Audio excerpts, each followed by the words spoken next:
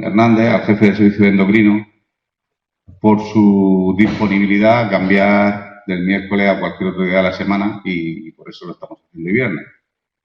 Y sin más dilación, el tema es tremendamente interesante. Estará colgado en YouTube a Risaca, me imagino que a partir del lunes martes, para que aquellos que no puedan oírlo hoy en directo, pues puedan verlo cuando ellos deseen. Y como digo, sin más dilación, Antonio, cuando quieras, háblanos de la diabetes.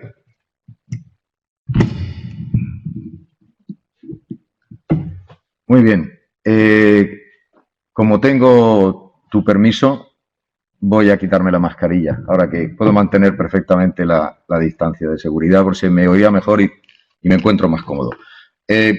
Muchas gracias por invitarme a venir a hablar de esto. Lo hago con muchísimo gusto, ya lo sabéis.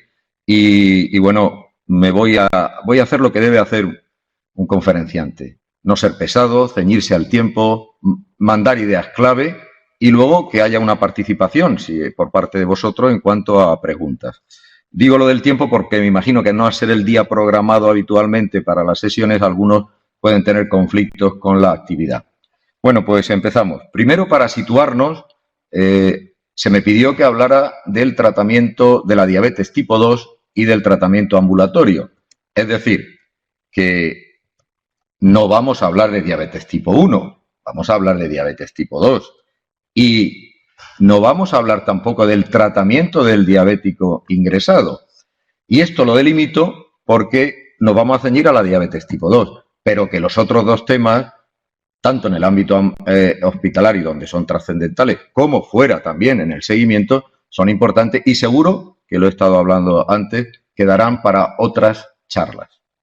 Muy bien, pues la pregunta que empezaremos haciendo es, estamos hablando de diabetes tipo 2 y lo primero que tenemos que decir, ahora en este año del COVID, en el 2020, ¿realmente ha cambiado la clasificación de la diabetes?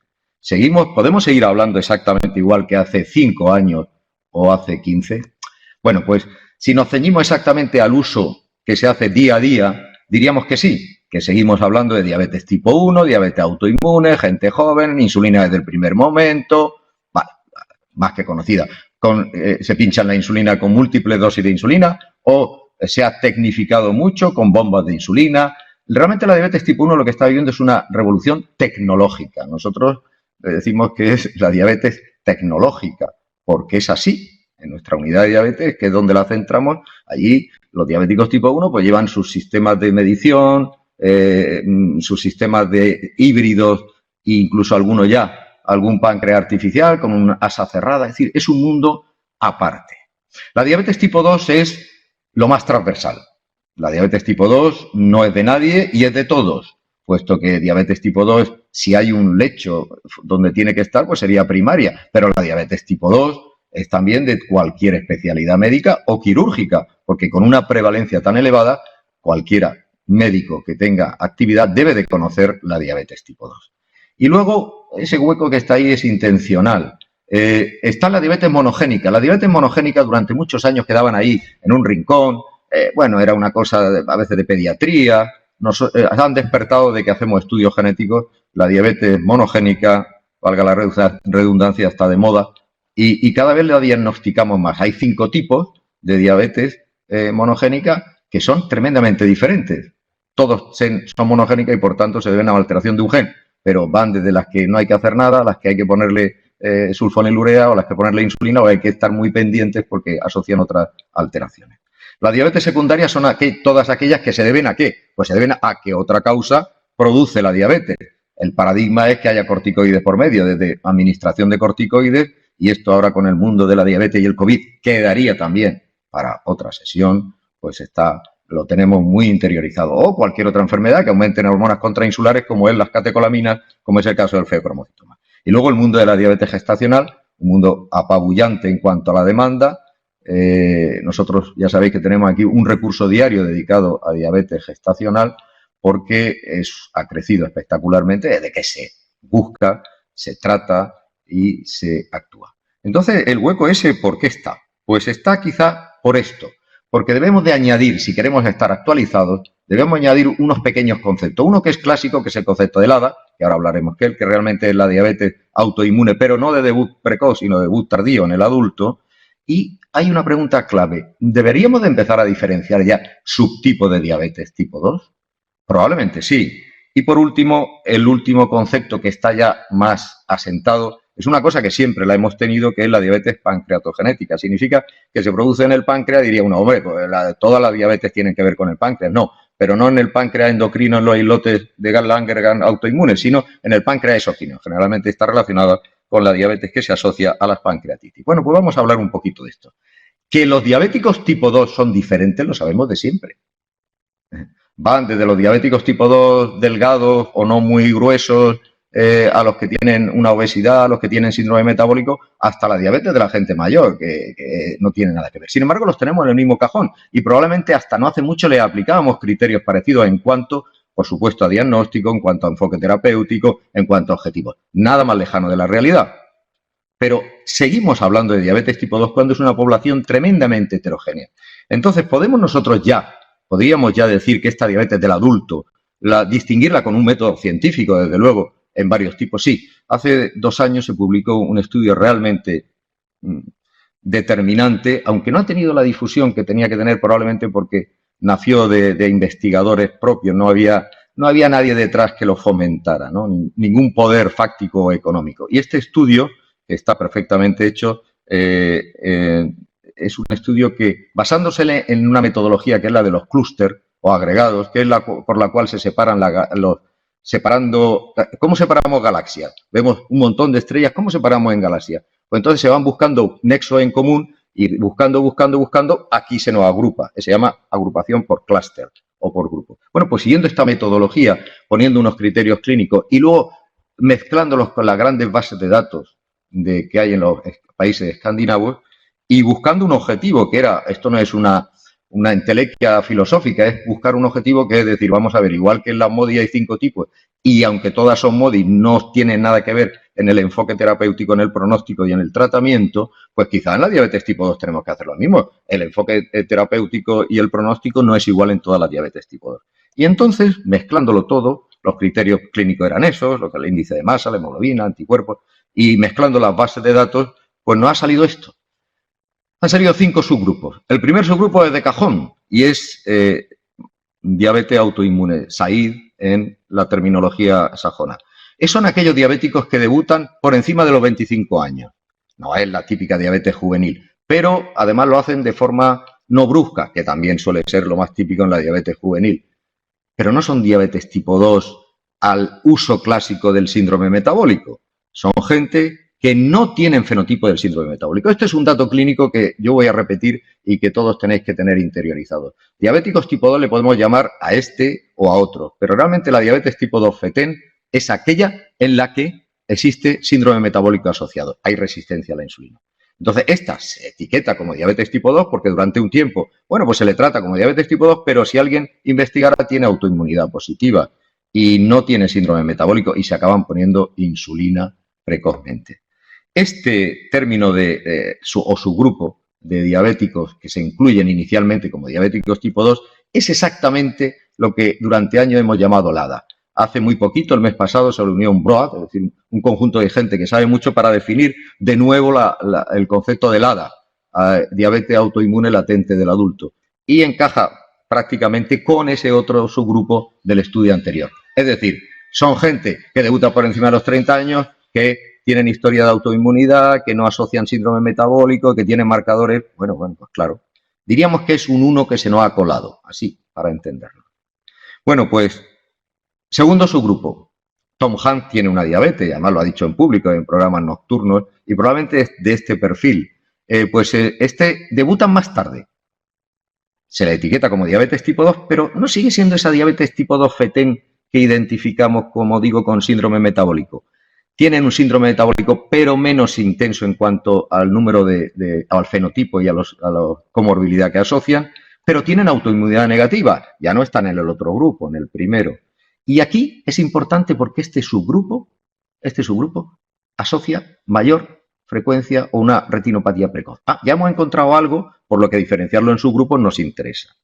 El tercer subgrupo sí sería lo que llamamos la diabetes tipo 2 fetén, la que todos, si nos preguntan, enseguida identificamos. Es decir, son diabéticos con su síndrome metabólico, obesidad, hipertensión, HDL bajo, esteatosis hepática no alcohólica, que es un predictor claro de resistencia a la insulina y que ahora sabemos que está mediado todo esto por el mundo de los macrófagos. Este es un tema apasionante, saber por qué ahora lo que no sabíamos relacionar, la esteatosis, la obesidad, la diabetes, pues la inmunidad por ahí en medio nos lo encaja con unas modificaciones de los macrófagos. Bueno, pues que tiene una asociación con enfermedades cardiovasculares importante, es lo que todos identificaríamos como diabetes tipo 2. Bueno, pues este subgrupo se le llama así, y los tantos por cientos que le dan a los nórdicos, yo creo que no encajan con los nuestros, pero esto es lo que le salen a ellos. Muy bien. Luego tenemos otro subgrupo. Anda, eso lo hemos visto mucho. Tenemos obesos que son poco diabéticos. Es decir, tienen una diabetes tipo 2, pero lo que domina es la obesidad. No tienen tanta asociación de enfermedad cardiovascular que aquellos obesos que tienen menos peso. Es decir, los obesos que tienen menos peso y tienen más cintura tienen más riesgo de problemas cardiovasculares que aquellos obesos más mórbidos, porque no es lo mismo. Aquí predomina la obesidad, la diabetes está en un segundo lugar, no tienen el resto de parte del síndrome metabólico, pero bueno, también tienen enfermedad cardiovascular, pero como digo, es menos agresiva. Esto es lo que se llama diabetes relacionada con la obesidad. Y para acabar, una cosa que los geriatras lo saben desde hace mucho y nosotros también, lo que se ha llamado la diabetes de la gente mayor.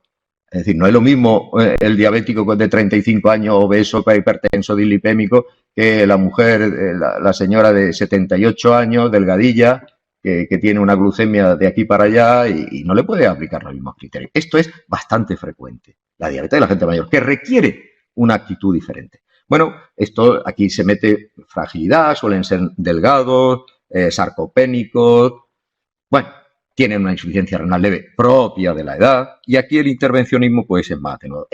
Como digo, esta foto es probablemente lo que hemos visto siempre, lo que hacíamos, los que estamos acostumbrados a enseguida diferenciar diabetes tipo 2, pero a lo mejor tendremos que definir nuestros criterios, habría que empezar a utilizarla. Pero la realidad, si me preguntáis, ¿se deben empezar a utilizar ya hoy en la práctica diaria? Pues si yo en un informe pongo diabetes tipo 2 SIRD o SAID, pues no sé si alguien tendría que explicarle un párrafo posterior qué significa eso. Realmente no lo aplicamos en el día a día, pero sí tenemos que tenerlo mentalmente para saber cómo enfocar el tratamiento. Y por eso ha sido este preludio para la hora de cómo enfocamos un tratamiento de la diabetes tipo 2. No va a ser igual según con lo que nos encontremos. Muy bien. Pues bueno, decir algo de la diabetes tipo 3C y alguien podría preguntar, ¿y dónde está la diabetes 3? ¿Por qué le ponemos 3C?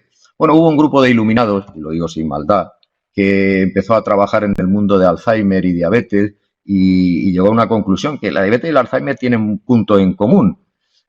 Y le llamó al Alzheimer diabetes tipo 3. Y como eso sigue por ahí, pues para no liarla, se le llama 3C a esta diabetes pancreatogenética, que como digo, esta diabetes se debe a los procesos inflamatorios del páncreas exocrino, las pancreatitis crónica fundamentalmente. Está bastante infradiagnosticada.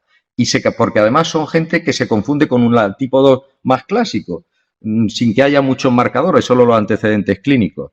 Pero hay otra cosa que la acerca a los que se acercan a la autoinmunidad, que necesitan muy pronto insulina. También son gente con antecedentes de pancreatitis, que hacen una diabetes que por la edad y por la forma de debut no es un tipo 1 autoinmune, pero no es tampoco un tipo 2 de las otras características. Bueno, pues esto que tienen y que no asocian síndrome metabólico, suelen ser delgados y no tienen hipertensión, tiene un matiz importante, es que se relaciona con el cáncer de páncreas. Esta en concreto, aparte de ser esta variante, hay que estar mucho en ojo con ella y vemos porque tiene una relación clara. Y hay un estudio que se ha publicado el mes pasado por el grupo, también un grupo español del Consejo Nacional de Investigación Oncológica, que vamos, es brillante la relación entre esta diabetes y el cáncer. Entonces, si hemos visto que cambia el tratamiento, ¿está cambiando el enfoque del tratamiento? Pues sí, vamos a ver. La diabetes tipo 2 ha dado un vuelco absoluto en muy pocos años. ¿Por qué? Porque durante años decíamos, lo que hay que hacer con el diabético tipo 2 es bajarle la glucosa, porque bajamos la glucosa y con eso vamos bien. ¿De acuerdo? Eso era una verdad. Tenemos que bajar la glucosa, cada vez tratamiento más agresivo. Incluso hubo unos años, en la década de los 90, inicio del año 2000, que se nos fue la mano. Y porque conseguir cada vez niveles más bajos de hemoglobina glicada se insulinizaba muy activamente y empezó a ocurrir que algunos estudios tenían más mortalidad, porque lo que hacíamos, claro, si conseguimos niveles muy bajos en gente que es mediana de edad o mayor, lo que hacemos es que tenemos una incidencia de hipoglucemia brutal y eso cardiovascularmente es malo. Entonces, ese paradigma que era inamovible de cuanto menos, entre comillas, o cuanto menos mejor bajar la glucosa, es una verdad, pero una verdad media. Hoy día, y además esto lo demostraba, como he dicho, la tozuda realidad de todos los grandes estudios que se hacían en diabetes tipo 2 nos decían, está muy bien bajar la hemoglobina glicada, pero resulta que bajando la hemoglobina glicada bajaba muy poquito las complicaciones macrovasculares, es decir, las complicaciones con las que se mueren los diabéticos, y un poquito las microvasculares, la retinopatía y la nefropatía. Es decir, estaba muy bien el esfuerzo, pero podíamos tener esta paradoja, que podíamos tener a diabéticos tipo 2 con 6,5 de hemoglobina, pero que se mueren de enfermedad cardiovascular. Entonces, ¿qué nos preocupa? ¿Tener la hemoglobina o que no se nos mueran de enfermedad cardiovascular? Bueno, pues este concepto, o la respuesta a esta incongruencia, estaba aquí, en los estudios de seguridad cardiovascular. Por resumir, en el año 2008, una nueva molécula, que era la rosiglitazona, del grupo de las glitazonas, pues eran unos fármacos que hoy día utilizamos poco, bajaba muy bien la glucosa, pero tenían sus matices. Pues resulta que se publica un estudio que dice que le pone usted este fármaco y muy bien, le baja la glucosa, pero tienen más infartos. Madre mía, ¿pero qué me dice? ¿Pero qué estamos haciendo? Entonces, a partir de ese momento, todas las agencias reguladoras, las americanas, la americana y la europea, exigieron que cualquier nuevo fármaco que se pusiera en diabetes tenía que demostrar un estudio de seguridad vascular. Es decir, que cuando lo añade a un tratamiento estándar no se te mueren más. Fíjate, se pedía poco. Parecía de lógica. Pero esto obligó a que todos, si no, no dejaban que se comercializara. Anda.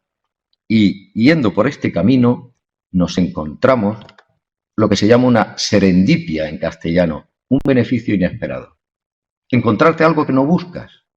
Bueno, pues este beneficio inesperado es que, especialmente con dos familias que son las que más han salido en estos últimos años al mercado, que son los inhibidores del SGLT2, los inhibidores del cotransporte de la glucosa, lo que se llama los glucosúricos, lo que hacen es que inhiben la reabsorción de glucosa y convertimos al diabético en un eliminador de glucosa, y los análogos del receptor del GLP-1, que actúan restaurando el efecto incretina que se pierde en la diabetes tipo 2 con unas sustancias que mimetizan el receptor del GLP-1, pues estos fármacos producían un inesperado beneficio cardiovascular. Y esto ha cambiado el paradigma, radicalmente, el paradigma que tenemos en el tratamiento de la diabetes. Hemos pasado ya de una visión glucocéntrica, hay que bajar la hemoglobina glicada, es decir, la glucosa, de acuerdo, a una visión basada en el riesgo cardiovascular. Es decir, lo que tenemos que procurar con un tratamiento en la diabetes es, de paso que bajamos la glucosa, que eso nadie lo va a quitar, hacer que disminuyan las complicaciones macro y microvasculares, con las que se nos mueren o las que nos dejan muy limitados a los diabéticos. Y si de paso protegemos, como se hace con la hipertensión, cuando tratamos con la hipertensión, tratamos bajar la tensión arterial, pero proteger los órganos diana. Pues aquí de paso. Y los dos grandes órganos diana en el diabético, aparte de la retina, que eso es una lesión muy microvascular, son el corazón y el riñón. Entonces, por si faltara poco, aquí la serendipia fue doble. El beneficio inesperado que buscamos con seguridad, que apareció con seguridad cardiovascular, se ha visto potenciado en los últimos estudios por algo además más intenso y todavía más inesperado, y es el beneficio renal, especialmente con los SGLT2. Aquí reina. ¿Por qué? Porque cuando se le añade SGLT2 no solo tienen mejor control, tienen menos infartos, menos ACV, sino que además se enlentece la evolución a la enfermedad renal diabética, a la enfermedad renal crónica, y eso es trascendental. Luego, madre mía, empezamos viendo que no se te mueran y resulta que nos hemos encontrado con que tienen mucho menos eventos y además les protegemos perfectamente el riñón. Bueno, pues ha ocurrido un fenómeno también insólito en medicina e insólito entre los médicos, que todas, absolutamente todas las guías están de acuerdo en lo que hay que hacer. Eso no había ocurrido nunca. Yo creo que en ninguna ocurre. Solo a lo mejor las que ya están muy, por ejemplo, la hipertensión, y lleva muchos años estabilizada las guías. Para mí porque no aparecen fármacos nuevos. Pero en diabetes era un guirigay. Yo os pongo una guía de hace 15 años y eso estaba lleno de flechas para arriba y para abajo. Entonces, ¿qué pasa? Que todas, absolutamente todas las guías dicen que si tienes un diabético que tiene riesgo cardiovascular, que viene a ser lo mismo, es raro que te encuentres un diabético que no tenga riesgo cardiovascular, es un mislo banco, uno recién debutado, pues tienes que valorar la presencia de estos fármacos. Y fue la guía de la Asociación Europea de de diabetes y de cardiología la que rompió el año pasado por primera vez diciendo, y digo rompió el techo de cristal de la metformina, que nadie lo negaba, incluso diciendo, oiga usted, si hay riesgo cardiovascular, ¿le puede usted dar metformina o no? Fíjate, ¿le puede dar metformina o no? No eso de metformina para todo, como agua para todo, ¿de acuerdo? Sí. No, ¿puede usted darle metformina o no? Pero lo que no puede dejar de darle es uno de estos fármacos. Bueno, pues los cardiólogos lo dicen, lo dice Primaria rotundamente y lo dicen los nefrólogos, que son los últimos que se han incorporado viendo los tremendos beneficios que hay en el lentecimiento de la enfermedad renal diabética. Es decir, nadie lo pone en duda. Si cualquiera de nosotros decimos, bueno, es que a mí me va bien tal, de acuerdo, ya sabemos que en medicina, si una cosa te va bien, tú puedes seguir utilizándola, nadie te lo va a discutir, porque está. Pero en este caso, si tienes que demostrar muy bien que te va muy bien, para seguir manteniendo algunos fármacos y no pensar en estos nuevos fármacos, que ya no son tan nuevos. Es como cuando nosotros hablamos en diabetes, nuevas tecnologías, llevamos 30 años utilizándolas, son tecnologías, ya no son tan nuevas. Bueno, pues yo me voy a ceñir a la última, la del año 2020, de las dos más poderosas asociaciones de diabéticas, que la americana y la europea, que yo me gusta ponerlo traducido porque es mejor. Entonces, metformina de entrada, claro, vamos a ver, no perdamos la cabeza. Le vamos a dar SGLT2 o pincharle análogo del GLP-1 y vamos a olvidarnos de decirle a un diabético tipo 2, especialmente si es de esos subgrupos 3 y 4, es decir, el FETEN y el que tenía obesidad, que hay que hacer dieta y ejercicio. No, hombre, no, por supuesto. Que luego la hagan será otra cosa, pero nosotros tenemos la obligación de decírselo a todos. Tienes que hacer dieta y tienes que... Pero a la abuela de 78 años hay que decirle dieta y ejercicio. Pero si no se puede mover y no tiene dientes, es que a veces confundíamos y le aplicábamos el mismo patrón a todo el mundo. Entonces, a ella no, a ella hay que decirle, no esté usted quieta y coma buenamente lo que pueda. Pero al resto le tenemos que aplicar los criterios clásicos de una dieta hipocalórica, si está en obesidad, y que haga actividad física. Y metformina, por supuesto, la metformina, yo siempre digo esta frase, buena, bonita y barata. Es un fármaco que ha demostrado todo, que no le podemos poner muy poquitas pegas, salvo que te siente mal, que le ocurre al 30% o al 20% de los diabéticos, les da trastorno intestinal y tienes que abandonarla. Pero de entrada, si no hay ninguna contraindicación y la otra son filtrados glomerulares inferiores a 30, hemos llegado hasta eso, si no, dale metformina. Pero si yo dijera, mire usted, no le doy metformina y voy a empezar con estos otros fármacos, bueno, pues porque tiene unos criterios de riesgo cardiovascular, tampoco sería hoy día discutible. Entonces, si predomina la enfermedad cardiovascular activa, cardiopatía isquémica ACV, esta es la clasificación, análogo del GLP-1, SGLT2. Si lo que tenemos es insuficiencia cardíaca, que es la patología diabética más frecuente, nos centramos mucho en la cardiopatía isquémica, pero lo más frecuente es la insuficiencia cardíaca, subclínica o clínica. O tiene una enfermedad renal diabética, pues aquí mandan los SGLT2 clarísimamente. Y fijaros, si en el primer grupo donde mandaban los GLP-1 y los SGLT2, los que tienen más cardiopatía isquémica o ACV, no va bien, ¿qué aconseja la guía? Que los juntes. Esto se está poniendo de moda. Aquí podríamos discutir y pensar si este tratamiento es más caro, que es muy relativo, o tiene alguna contraindicación, pero es que la combinación es una combinación realmente deseable y muy eficaz. Y luego vienen los demás, fijaros, luego ya, si no te va bien, hablas de los de PP4, estos fármacos que están tan interiorizados en el uso y que realmente tendremos que revisar si realmente no están demasiado utilizados en nuestro medio o en el tratamiento de la diabetes. Y luego viene la insulina. Y luego vienen ya, pues ahí lo dice la Asociación Americana, pues todos los demás. Y si el otro grupo tampoco se alcanza el objetivo, pues te dice, pues júntalos. Y luego ya vienen los demás. PP4, insulina. Vale. Pues este es el panorama. Entonces, ¿cómo ha influido esto en los fármacos en la diabetes? Pues la metformina y la insulina están en su sitio. La metformina al principio y la insulina al final. Porque los diabéticos tipo 2, con el paso de los años, se hacen insulinopénicos. Cada vez insulinizamos más tarde, ahora lo diremos. Y hay que valorar la insulinización, pero no olvidaros que al final muchos diabéticos tipo 2 necesitan insulina. Luego insulina al final, aunque lo hagamos más tarde. Y la metformina al principio, si viene bien. ¿Y los de PP4? Pues los de PP4 se están tambaleando porque no encajan en este nuevo paradigma tan bien como los otros, pero siguen muy arraigados en el mercado y, bueno, pues tendríamos, como digo, que reevaluar si no están sobrevalorados. Y, por supuesto, estos fármacos, tanto los SGLT2 como los GLP-1, son los que mejor encajan y son los fármacos estrella, sin ninguna duda. Bueno, pues una cosa rapidísima. Riñón, diabetes, víctima o verdugo. Porque hemos hablado del riñón y entonces si hace poco a cualquiera de nosotros nos dicen, a mí el primero, a ver, riñón y diabetes, todos decimos, nefropatía diabética. Claro, la víctima, el riñón y el verdugo, la diabetes. Bueno, pues realmente no es así, no es exactamente así. Diríamos que este concepto de que el riñón es víctima en diabetes es verdad, pero al final. Pero puede que sea verdugo al principio. ¿Por qué? Yo lo voy a explicar brevemente porque esto no se explica. No se explica porque tampoco se conocía tan exactamente como lo hacemos ahora. De hecho, hay que decir, vamos a ver, ¿tiene la culpa el riñón de la diabetes? No, hombre, por Dios. La tiene por la resistencia a la insulina, la alteración de la incretina, sí, pero el riñón se convierte en un mantenedor activo de la diabetes, no es la causa desencadenante, pero cuando se desencadena, el riñón sin quererlo, por supuesto, el riñón no va a quererlo, se conviene. Y es por esto tan sencillo. Empieza a haber la cifra de glucosa elevada en sangre porque hay resistencia a la insulina, porque hay alteración de la incretina, por la microbiota, por la inmunidad, por lo que tú quieras. ¿Y esa glucosa qué hace? Pues el riñón es muy listo, pero esa es su perdición. El riñón lo que hace, si le llega más cantidad de glucosa, que dice, pues hombre, no está el mundo para perder energía, la ahorro, activa el sistema de reabsorción, el OSGTL2 lo activa, y produce una vasodilatación además de la arteriola aferente.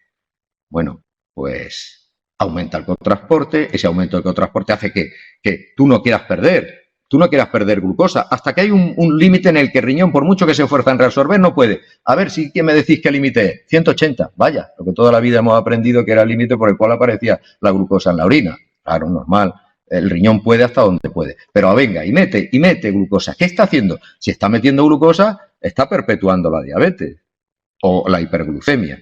Pero es que no solo eso, como el cotransporte es doble, hay una mayor oferta de sodio en la mácula densa. Y entonces la mácula densa, ¿qué interpreta eso? Pues la mácula densa lo interpreta mal. Dice, si aquí hay mucho sodio, quiere decir que me estoy desangrando. Sí, porque nuestro organismo interpreta las cosas así. Sí, es que tengo una hipovolemia. Entonces estoy bajado de volumen. ¿Y qué hace? Perpetúa la vasodilatación de la arteriola aferente. Y eso acaba lesionando la célula y convierte, y en esto se está trabajando mucho aquí, incluso en el IMIB, estamos trabajando en ello con los grupos de básicos, en que convierte al riñón en un emisor, entra el mundo de la inflamasoma por medio, en un emisor de citoquinas, en un emisor de sustancias que producen, primero a nivel local, un aumento del mesangio. Anda, lo que toda la vida nos contaba, la proliferación del mesangio. Y luego a nivel distal atacan otro órgano. Es decir, sin querer el riñón, cuando se alcanzan filtrados de 60, que era lo que antes nos preocupaba, ya se ha convertido en un emisor, en un perpetuador y un amplificador de la diabetes. Ah, pues entonces si es verdugo, sin querer, por supuesto que es víctima. Entonces, ¿el beneficio de los SGTL2 dónde está? Bueno, pues el beneficio de los SGTL2, nosotros vamos con los SGTL2 y bloqueamos la reabsorción tubular, bloqueamos ese mecanismo, luego actuamos sobre el riñón, pero como todos, aquí se trabaja en red. Y entonces este bloqueo beneficia no solo al riñón, sino a muchos más órganos. No me voy a entretener en esto, pero sí quiero destacaros, quiero decir, en todas las, donde se encuentran los beneficios del bloqueo en la reabsorción tubular, pero son fáciles de entender. Hay dos cosas que producen estos fármacos que son tremendamente beneficiosos para los humanos. Que eliminemos sal y que eliminemos glucosa. Claro, si es que si lo piensan nos viene de cine, porque somos humanos que tenemos más sal y a lo mejor más glucosa de la que deberíamos. Entonces viene un fármaco y nos dice, mire usted, fuera. Entonces eso hace que se desencadenen una serie de mecanismos, todos beneficiosos para nuestro organismo y que llevan a una protección cardiovascular o una protección renal. Muy bien, hay un símil, a mí me gusta, esto es un artículo que lo publicó el año pasado Verma en Lancet, ni más ni menos, que lo dice muy bien, dice el símil que él llama de la piscina o del estanque dañado en sus componentes. Dice que la diabetes tiene efectos sobre la bomba, el corazón, sobre las tuberías, la arteriosclerosis, y sobre los filtros, el riñón.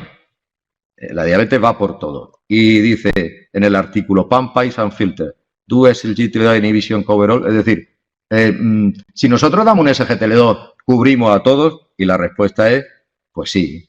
Si damos un SGLT2, mejoramos la bomba, el filtro y las tuberías. Bueno, pues solo deciros que para llegar a esto no se ha llegado por un sueño de una noche de verano o con fiebre, sino se han llegado por estudios muy bien elaborados, por los cuales empezaron en el año 2015, salió el Emparré que rompió la baraja, luego han salido el Canva renal, el Credence o el Declare, con la otra con canaglifosina, con dapaglifosina, con empaglifosina, que todos dicen una y otra vez lo mismo, con matices, pero vienen a decir lo mismo. Es claramente un efecto de clase que además cada estudio que aparece lo mejora. Pero yo voy a hacer hincapié en los últimos, los de este año. En este año han aparecido 3 estudios que realmente son todavía más sorprendentes, porque el beneficio que se obtiene con la inhibición SGLT2 no afecta solo a los diabéticos, se va más allá. Tanto en el estudio DAPA-HER como en el estudio EMPEROR, se trataba a gente fastidiada, gente con insuficiencia cardíaca, con fracción de eyección baja, y en estos pacientes había diabéticos y no diabéticos, 50-50. Bueno, pues cuando se le hace la inhibición con el SGLT2, mejoran los diabéticos como los no diabéticos. Anda, estamos dando un fármaco en la diabetes a no diabéticos y les mejora también un problema cardíaco y renal. Pues sí, se han salido del mundo de la diabetes. Pero es que, por si fuera poco, el Declare de la enfermedad cardíaca, de la insuficiencia renal, el CKD, pues dice lo mismo. Tienen pacientes con insuficiencia renal, diabéticos y no diabéticos, y le hacen el bloqueo y mejoran los diabéticos y los que no son diabéticos. Entonces, podríamos decir que son fármacos que se le pueden dar a cualquiera, aunque no sea diabético. Hombre, lo podríamos decir, todavía no está, pero lo podríamos decir si esto se sigue comprobando, que parece que es un hecho. Entonces, esto es una reflexión mía, que es una reflexión de alguien que lleva muchos años. Y yo conocí cuando por primera vez en los 90, allá un tal Luis, en el año 93, le empezó a dar captopril a los diabéticos, captopril, a los que tenían microalbuminuria o los que tenían albuminuria. Y entonces decía, pero hombre, y eran normotensos. Pero decía, hay que proteger el riñón para bajarle la microalbuminuria. Ese riñón está gritando que estoy mal, está gritando. Hay que proteger el riñón. Bueno, a mí me devolvían recetas. Nos devolvían de la farmacia y decían, pero oiga, si le manda esto es para la tensión. Claro, era para la tensión. Nadie entendía que fuera para un diabético con la tensión normal. Bueno, pues lo que luego ese estudio, en la década de los 2000 aparecieron un montón de estudios que fue absolutamente contundente y ya nadie duda que hay que hacer un bloqueo del sistema renina-angiotensina en los pacientes que tengan una diabetes, sean o no hipertensos. Pues probablemente lo que aceptamos como algo ya inamovible, que el bloqueo del sistema renina-angiotensina es bueno, tengamos que empezar a aceptarlo en este año con la inhibición del SGLT2. Muy bien. A veces todos parecen iguales, pero no son exactamente iguales. Entonces, dentro de los SGLT2 esto es un efecto de clase, pero podríamos decir que hay algunos que tienen, bueno, tienen más estudios o han ido un poco más allá. Entonces, la dapaglifosina obtiene beneficio en todos los grupos de población, de bajo riesgo, de riesgo alto, muy alto, en diabéticos y en no diabéticos. La empaglifosina, los beneficios son fundamentalmente los que tienen más riesgo, aunque también hay una parte que está demostrado en riesgo bajo, y en diabéticos y no diabéticos. Y la canaglifosina es la que mejor ha demostrado beneficios renales, aparte también de los beneficios cardíacos, en muy alto riesgo porque se atreven, hay un estudio con canaglifosina en filtrados de prediálisis. Y uno diría, pero vamos a ver, si usted me está dando una cosa que me bloquea, bloquea la resorción tubular y tengo un filtrado de 28, pero si apenas estoy orinando, ¿qué beneficio? Luego el beneficio de la glucosuria no sería muy poco si apenas filtra. De hecho, al principio, cuando empezamos a utilizarlo hace 7, 8 años, decíamos, uy, con filtrados bajos no lo deis, puesto que si tiene un filtrado bajo no vamos a obtener beneficio. Pues hoy día no. Aún en esos que apenas orinan, le das un fármaco de esto y enlentece la evolución a la insuficiencia renal. Luego hay mecanismos más allá que van por el mundo de la inflamación, por eso que os he contado que se está descubriendo y que nos sorprende. Bueno, pues son todo luces. No, como todo en la vida no son todo luces. Y entonces voy a dar unas recomendaciones prácticas sobre el uso de ISGLT2.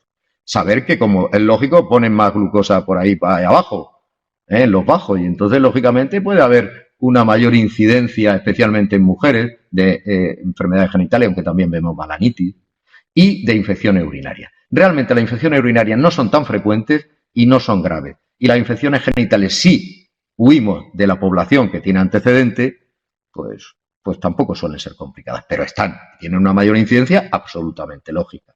Y quizá voy a incidir en esto, en lo que es la cetoacidosis normoglucémica. Cetoacidosis, sabéis muy bien lo que es, lo dice el nombre, es la aparición de cuerpo cetónico en un diabético porque la insulina no actúa bien y entonces eso provoca una acidosis metabólica con todo ese clarísimo cuadro que todos conocéis perfectamente. Bueno, pues los ISGLT2 pueden facilitar, tienen una mayor incidencia. No es muy importante, pero hay que tenerla en cuenta, de cetoacidosis y además tienen la característica que cursan con cifras no muy altas de glucosa.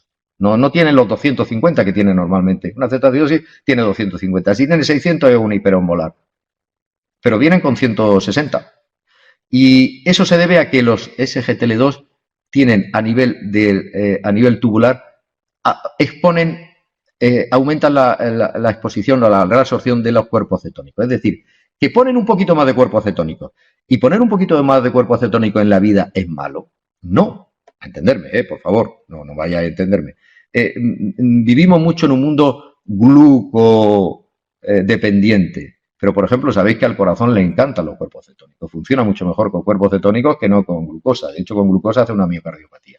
Entonces, meter en sangre una pequeña cantidad o el ayuno no es tan malo. Ahora se defiende el ayuno intermitente. Bueno, eso no es malo. Pero, si esa cantidad está en un paciente diabético tipo 2 que estaba insulinizado, o se lo damos en un tipo 1 que estaba insulinizado y tiene una enfermedad intercurrente y no se nos ocurre subir un poquito la dosis de insulina, podemos desencadenar sin querer una cetoacidosis. ¿Me he explicado? Es decir, si se lo dais un SGLT2 a un paciente que no se pone insulina, aquí no pasa nada, no va a hacer una cetoacidosis, porque no es insulinopénico. Pero si se le da a uno que ya llevaba insulina, o porque se la había necesitado, que no se ocurra quitarle la insulina, o si tiene una enfermedad intercurrente, no subirle un pelín la insulina, ¿cómo se haría si no tomara SGLT2? No habrá problema. Y por último, decir que cuando se da un SGLT2, como se produce una vasoconstricción de la arteriola aferente, disminuye el hiperfiltrado, lo cual es magnífico. ¿Qué puede ocurrir si hacemos un análisis al mes? Pues que nos encontremos que ha subido un poquito la creatinina y ha bajado el aclaramiento. Y alguien puede decir, pero bueno, ¿qué ha hecho usted? Proteger el riñón y se lo está cargando. No, es una situación absolutamente transitoria que si se repite un poco más allá no se perpetúa normalmente, pero también hay que vigilarlo, porque en algún caso. Es decir, una elevación transitoria o un supuesto empeoramiento de la función renal transitoria es normal por ese mecanismo y llevar cuidado con lo de la cetoacidosis en los diabéticos, insisto, que estén diabéticos tipo 2 insulinizados o que sea un tipo 1. Se puede dar en el tipo 1. Hay uno que se ha permitido en unas características del tipo 1. Yo no os aconsejo que os metáis en esos zarzales del diabético tipo 1 y los SGLT2. En general, con el diabético tipo 1, el diabético tipo 1 tiene un tratamiento muy sencillo, es insulina, pero el manejo es complicado. En la diabetes tipo 2 tenemos muchos tratamientos, aunque el manejo pueda parecer más complicado, luego está más sistematizado. ¿Y qué hablamos de los GLP-1? Los GLP-1 tienen una limitación, que son pinchados, aunque vienen los orales y están tocando la puerta, y no gozan de la popularidad de los SGLT2 que en primaria, en todas las especialidades, en cardiología, se han vuelto fans. Los cardiólogos son fans de los SGLT2 como nosotros, y los nefrólogos se han incorporado un poco más tarde, pero también, y por supuesto primaria. Entonces, bueno, pues los análogos del GLP-1 solo saber que se pinchan, que producen siempre molestias digestivas, y eso a veces es limitante, a veces no. Ya sabéis que están en el mundo de la obesidad empleándose para perder peso, y que por debajo de 30 o 45, dependiendo del análogo del GLP-1, pues se contraindica. Bueno, entonces cuando estemos en la consulta, ¿qué tenemos que hacer? Pues estratificar el riesgo. Es decir, ¿esto es un diabético con riesgo? Casi todos lo serán, salvo que acabe de debutar o sea ese mirlo blanco. Valorar siempre un SGLT2 y un análogo valorarlo. y mejor pauta dual que escalonada. Es decir, la pauta escalonada está bien, se puede utilizar y si tú lo haces nadie te duda, ve formina y luego lo otro, pero a lo mejor no es insensato empezar con una pauta dual. Y lo he dicho antes, pero para que se nos quede la foto, que las fotos siempre se quedan mejor. ¿Tienes una cardiopatía isquémica? ¿Tienes o has tenido una CV? Pues análogo del GLP-1 o SGLT2. Con metformina al principio, si viene a cuento, y con insulina al final, cuando tenga que emplearse. Así que no es tan difícil. Y si lo que tiene es insuficiencia cardíaca, que como digo es lo más frecuente, a veces subclínica, con disfunción diastólica, bueno, pues dale un SGLT2. Le puede dar un análogo al GLP-1, pero probablemente sea mejor un SGLT2 y lo mismo si tiene nefropatía diabética. Al principio con metformina si se lo te permite y al final con insulina si es que la necesitas. Aquí hay otra variante, ¿os acordáis de el variante, el que es más gordo que diabético? Pues hablando aquí entre nosotros. En este no, en este hay que poner metformina y análogos del GLP-1 desde el principio. Y luego si la cosa va mal, pues valorar una cirugía bariátrica. Si la cosa va mal, no vamos a operarlo a todos, ¿me entendéis? Y por último nos está el anciano, el que está en una residencia, el que sea frágil, el que tiene sarcopenia, ahí tiene caquesia. ¿Le vamos a poner un SGLT2? ¿Le vamos a poner un análogo del GLP-1? Pues no, si son delgadicos. Y le metemos, no, aunque esto sea lo mejor, no. Entonces, ellos van bien con los de PP4. Los inhibidores de PP4, que es una forma de restaurar el efecto incretina, no mimetizándola sobre el receptor, sino inhibiendo al degradador del GLP-1, se han empleado mucho, sustituyeron a la sulfonilurea hace 10 años o 12 en el tratamiento en diabetes y ahí están. Yo creo que ahora mismo los utilizamos de más. Y la combinación, en estos casos que son institucionalizados, frágiles, mayores, la mejor combinación a lo mejor es ponerle luego una insulina que tiene un efecto anabólico. Esta gente está catabólica. Muy bien. Y de la metformina, pues que podemos llegar hasta 30. Hay un estudio que se publicó no hace mucho en Corea del Sur que dice que podemos llegar hasta 30. Y entonces, la paradoja de los de PP4 rapidísima. Pues si descienden modestamente, son los que menos bajan la hemoglobina, no mejoran el riesgo cardiovascular, ningún estudio lo ha demostrado, no mejoran la evolución a enfermedad renal crónica, no hacen perder peso y tampoco son más baratos, porque uno diría, bueno, sí, pero es que los SGLT2 y los otros son mucho más baratos, pues entonces, pero sin embargo son los más prescritos en nuestro medio.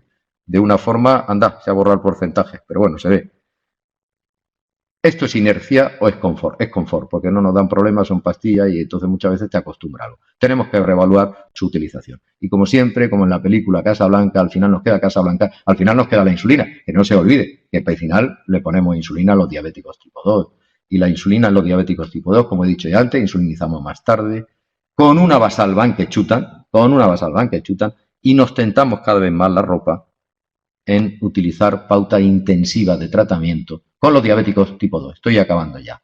En los diabéticos tipo 2, basal con lo que llevara y solo muy puntualmente basal bolo o basal bolos por la cantidad de hipoglucemia. La tecnología entró en la diabetes tipo 1 y rasa, pero sepáis que está en la diabetes tipo 2 también. Y está en la diabetes tipo 2 y va a estar ya incluso financiada en los diabéticos tipo 2 insulinizados.